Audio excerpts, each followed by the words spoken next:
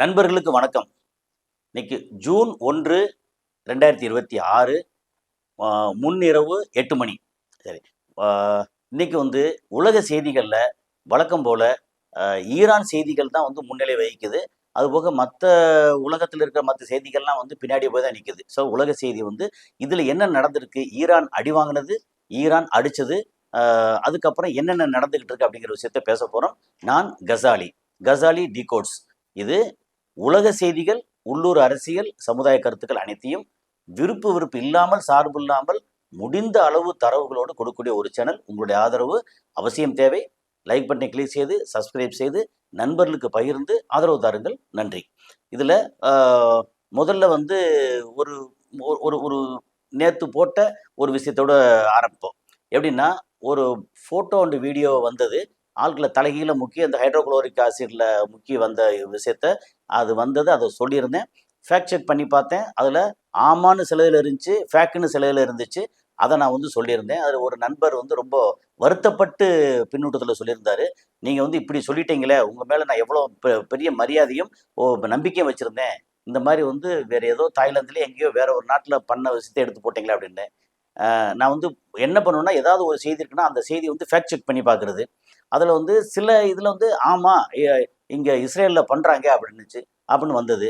அப்போ இஸ்ரேலில் பண்ணுறாங்கன்னு ஃபேக்ட் செக்கே ஃபேக்காக இருக்குமோ அப்படின்னு எனக்கு தெரியல. ஏன்னா இஸ்ரேல் அப்படின்னு சொன்னோடனே அவங்க எல்லா விதமான கேடுகளையும் செய்வாங்க அப்படின்னு ஒரு நம்பிக்கை தான்.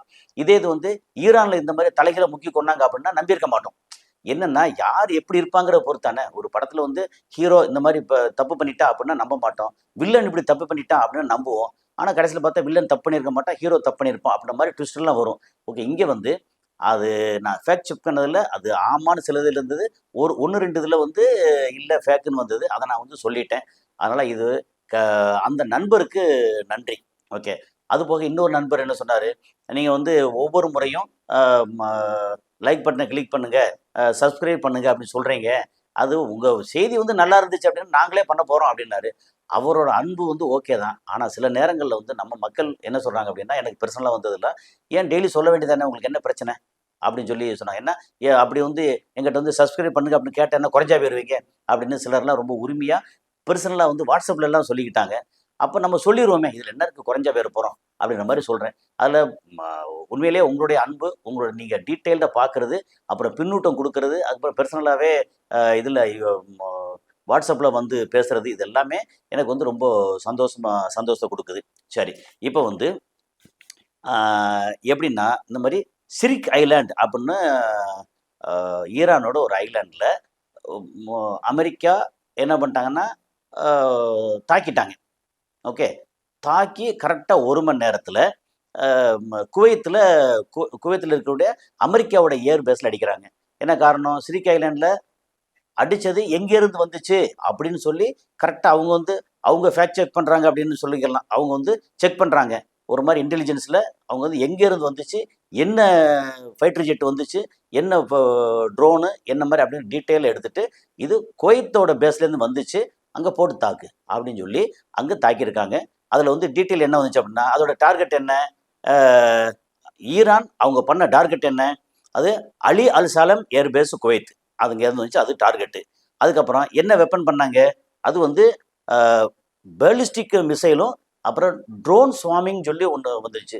அப்படின்னா அலையாக ட்ரோன் போய் எப்படின்னா ஒரு என்ன சொல்கிறது, ஒரு வாத்து அப்படி மிதந்து போகிற மாதிரி போயிச்சா அப்படின்னு தெரியாது. ஆனால் ட்ரோன் ஸ்வாமிங் அப்படின்னு சொல்லி வந்தது நல்லா இருந்துச்சு. அதை படிக்கும்போது இதெல்லாம் சேர்ந்து போய் தான் போட்டு அடிச்சிருக்கு அப்படின்னு சொல்லி. அது போக என்ன ரிசல்ட் அப்படின்னா, அங்கே 2 MQ-9 ரீப்பர் ட்ரோனை போட்டு தாக்கியிருக்காங்க.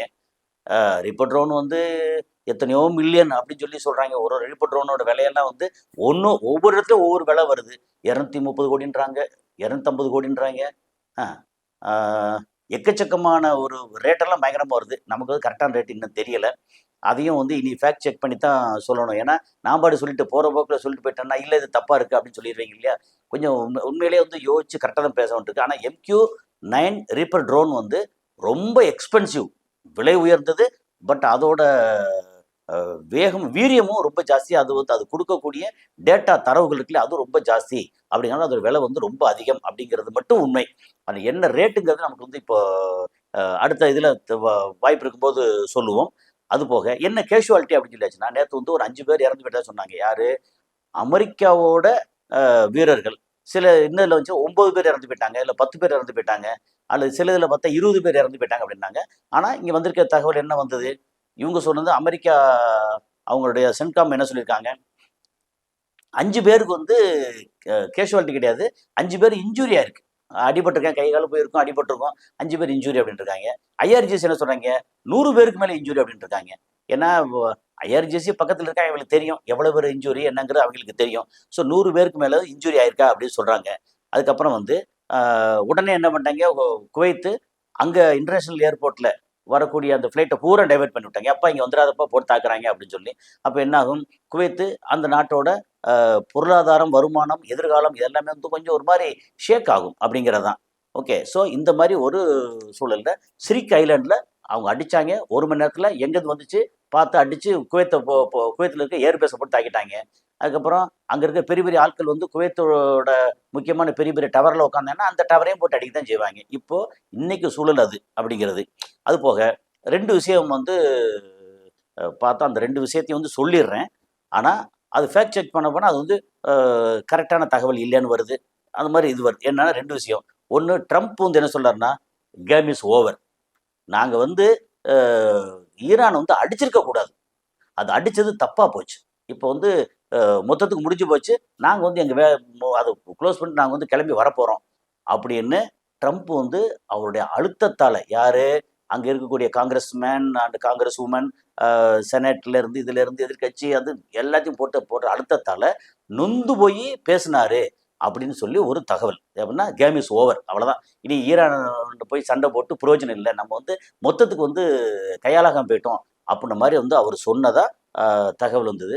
அதை வந்து கொஞ்சம் ஃபேக்ட் செக் பண்ண சொன்னோன்னா இது என்னாச்சுன்னா இது ஃபால்ஸ் நியூஸ் அப்படின்னு வருது.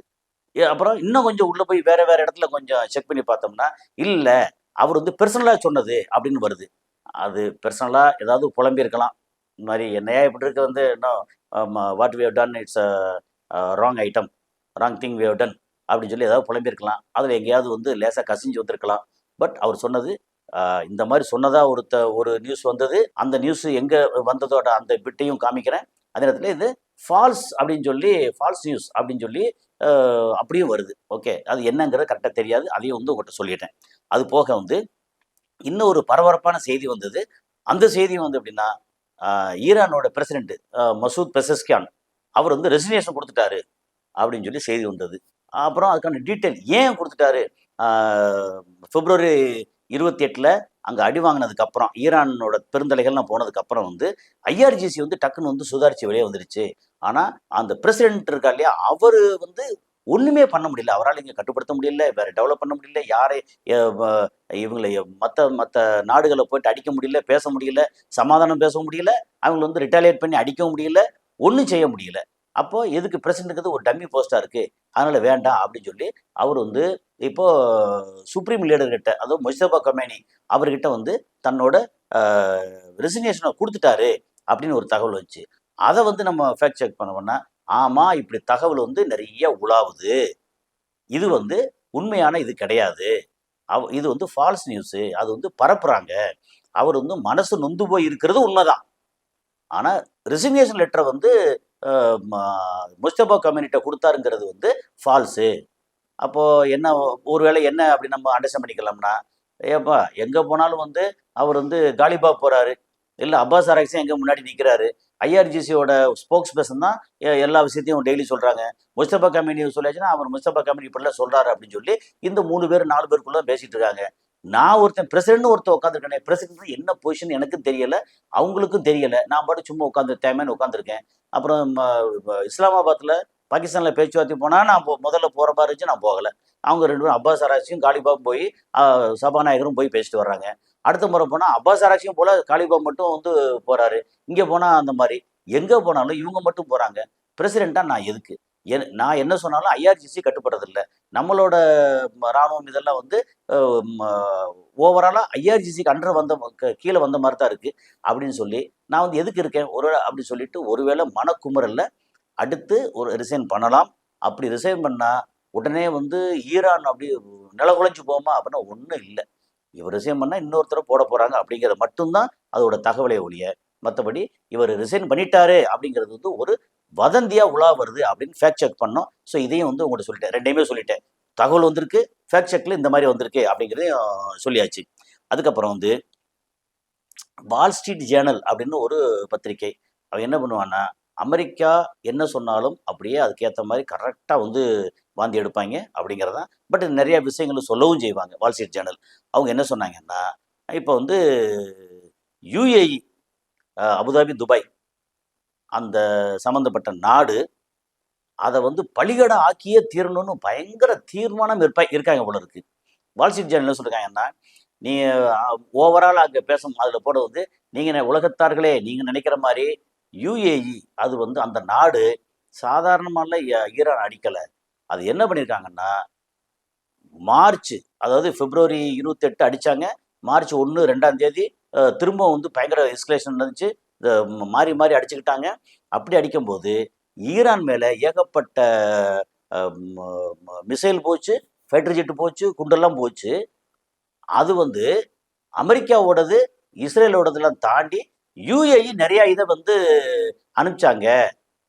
அதை அப்படி அனுப்பும்போது அதை தெரிஞ்சுக்கிட்ட சவுதி அரேபியா முகமது பின் சல்மான் அவர் என்ன சொன்னார்னா, இல்லை யுஏஇ வந்து ரொம்ப அடிக்கிறாங்க, இதெல்லாம் கொஞ்சம் ஸ்டாப் பண்ண சொல்லுங்க, இது வந்து நல்லதுக்கு இல்லை, அவங்க திருப்பி இங்கே அடிச்சா எல்லாத்தையும் அடிச்சிட்டு இருப்பாங்க அப்படின்னு யுஏஇ அவங்க வந்து கண்ட்ரோல் பண்ணணும் அப்படின்னு சொல்லி அமெரிக்காட்ட அப்பீல் வச்சதா ஒரு பயங்கரமான ஒரு இது செய்தி வந்திருக்கு. என்னன்னா, என் நாட்டில் அடிக்க வரேன், நான் திருப்பி அடிக்கிறேன் அப்படின்னு யுஏஇ அடிக்கிறாங்க. சவுதி அரேபியா நாட்டில் அடிச்சோன்னா திருப்பி அவங்க அடிக்கலை. ஆனால் யுஏஇ அபுதாபி வந்து ரொம்ப ஓவராக ஆட்டம் போடுறாங்க அப்படின்னு சவுதி அரேபியா அமெரிக்காட்ட அப்பீலுக்கு போயிருக்காங்க. இப்போ வால் ஸ்ட்ரீட் ஜேர்னல் சொல்கிறாங்க, இது எக்கச்சக்கமாக அடித்தாங்க ஈரானை அப்படின்னு.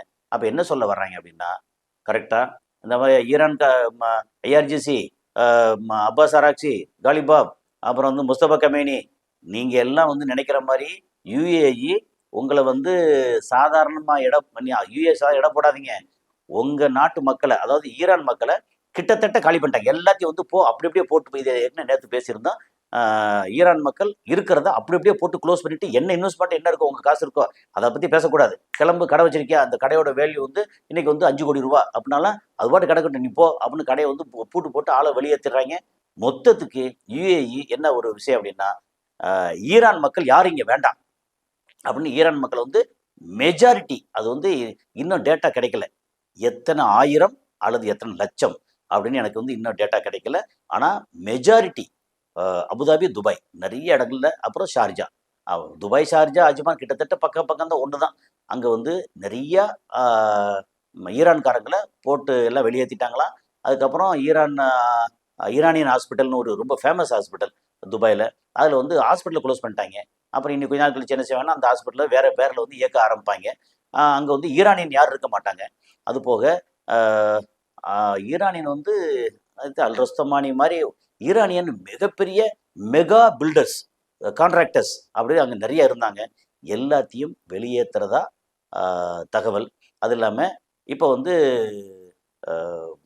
இவங்களுக்கும் பாகிஸ்தானியர்களுக்கும் விசா கிடையாது, இருக்கிற நேற்று அது பேசிட்டோம். ஓகே, இந்த மாதிரி நமக்கு தேவையில்லாத கண்ட்ரி ஆட்கள்லாம் எதுவும் வேண்டாம் அப்படின்னு சொல்லிட்டு எல்லாத்தையும் ஸ்டாப் பண்ணிட்டு வெளியேற்றுறதா தகவல்.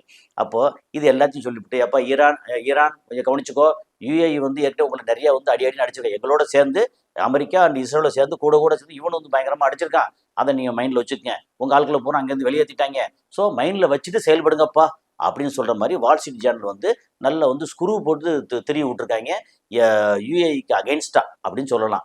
ஏன்னா யுஏஇ வந்து எனக்கு இந்தியா, இந்த பக்கம் வந்து இஸ்ரேல், அந்த பக்கம் அமெரிக்கா, எனக்கு இவங்க போதும் அப்படின்ட்டு இருக்காங்க.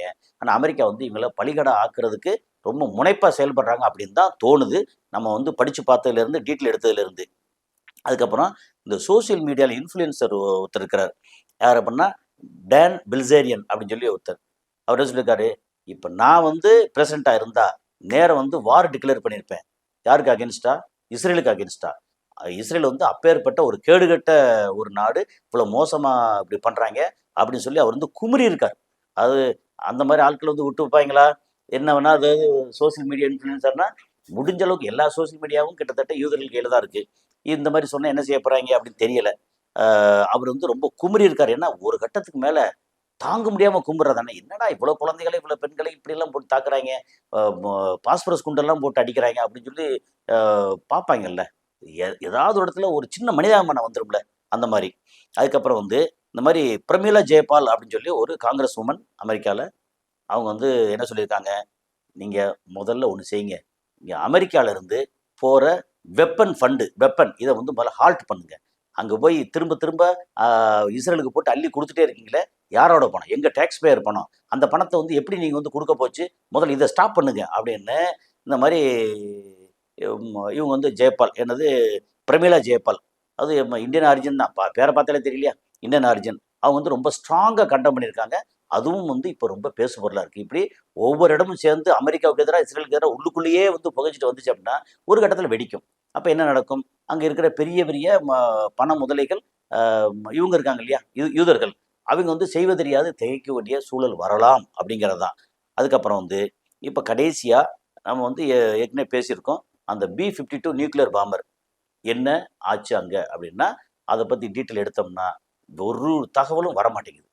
இது எங்கே சுற்றி சுற்றி எங்கே எடுத்தாலும் வரல. ஆனால் அங்கே அல் உதேத் ஏர்பேஸில் அங்கே அமைதியாக அங்கே இருக்குது. இப்போது ஏதாவது ஒரு இடத்துல அமெரிக்கா, சரி நாங்கள் வந்து இனிமேல் சமாதானம் வந்து அக்ரிமெண்ட் கையெழுத்து போடுறோம், நாங்கள் வந்து இதை விட்டு கல்ஃப் ஆஃப் ஒமான் அங்கேருந்து எங்களோட டெஸ்டாயர் கப்பல் எல்லாத்தையும் எடுத்து கிளம்புறோம், ஓகே பை பை, எனக்கு வந்து மிடில் ஈஸ்டே வேண்டாம் அப்படின்னு சொல்லி கிளம்புறாங்க அப்படின்னு சொல்லி ஒரு தகவல் வந்துச்சு அப்படின்னா ரொம்ப எச்சரிக்கையாக இருக்கணும்னு அர்த்தம். டக்குன்னு வந்து இந்த B-52 நியூக்ளியர் பாம்பரை வச்சு அங்கே அணுகுண்டை போட்டாலும் போட்டுருவாங்க அப்படிங்கிறதுக்கான எச்சரிக்கை இது. இது நமக்கு தெரியறது ஈரானுக்கு தெரியாதா? தெரியத்தான் செய்யும். அதில் வந்து நம்ம மாற்றுக்குரலில் இதை பற்றி கொஞ்சம் B-2 பாம்பர்ஸை பற்றி ரொம்ப பயங்கரமாக பேசியிருந்தோம். உடனே அங்கேருந்து ஏகப்பட்ட நண்பர்கள் வந்து பின்னூட்டத்தில் நம்மளை வந்து காய்ச்சி ஊற்றிருந்தாங்க. என்ன இப்படி நீங்கள் வந்து ஒரு தீவிரவாதி மாதிரி பேசுகிறீங்க அப்படின்னு. உலகத்தின் தீவிரவாதி, முக்கிய தீவிரவாதி அமெரிக்காரன், அடுத்த தீவிரவாதி வந்து அல்லது அவனுக்கு இணையான தீவிரவாதி வந்து இஸ்ரேல்காரன். அவங்கள விடவா நம்ம பேசிடுறோம். அவன்லாம் வந்து பக்கத்தில் உட்காந்துருக்கான், B-52 பாம்பர்ஸ் வச்சு உட்காந்துருக்கான். அப்போ நீ வந்து வேடிக்கை பார்த்துட்டு அடிச்சதுக்கப்புறம் ஐயோ என்ன அடிச்சிட்டா அப்படின்னு சொல்லுவியா? இப்போ உன்னை நம்பி இப்போ ஈரானை சொல்கிறோம். ஈரான் வந்து நீ வந்து ஆயுதம் கொடுக்குற, எல்லா வசதியும் கொடுக்குறேன்னு சொல்லித்தானே உன்னை நம்பித்தானே காசாவில் இருக்கிற ஹமாஸ் இஸ்ரேல் அடித்தாங்க. நீ வந்து வேடிக்கை பார்த்துனா இன்றைக்கி வந்து லட்சக்கணக்கான பேர் வந்து இறந்து போனாங்க. இன்னும் வந்து எத்தனை லட்சம் பேரோ வந்து கை கால் போய் கண்ணு போய் எல்லாம் போயிருக்காங்க. அவங்களுக்கு என்ன நீ பண்ண? இப்போ நீ வந்து உட்காந்து வேடிக்கை பார்த்துட்டு இருப்பியா? அதே மாதிரி லெபனான் பார்த்தீங்கன்னா உண்மையிலே லெபனான் வந்து அப்படி ஒரு அற்புதமான நாடு. அங்கே இருக்கக்கூடிய மானுமெண்ட்ஸாக இருக்கட்டும், ஆலிவ் இந்த மாதிரி இருக்கட்டும், அங்கே அப்படி ஒரு, அப்புறம் அங்கே இருக்கிற மக்கள் உண்மையிலே ஒரு அழகான மக்கள், அப்படி பயங்கரமான ஒரு சூப்பர் இடம். அந்த இடத்த நாசக்காடாக்கியிருக்காங்க. என்ன பண்ணிட்டு இருக்கா?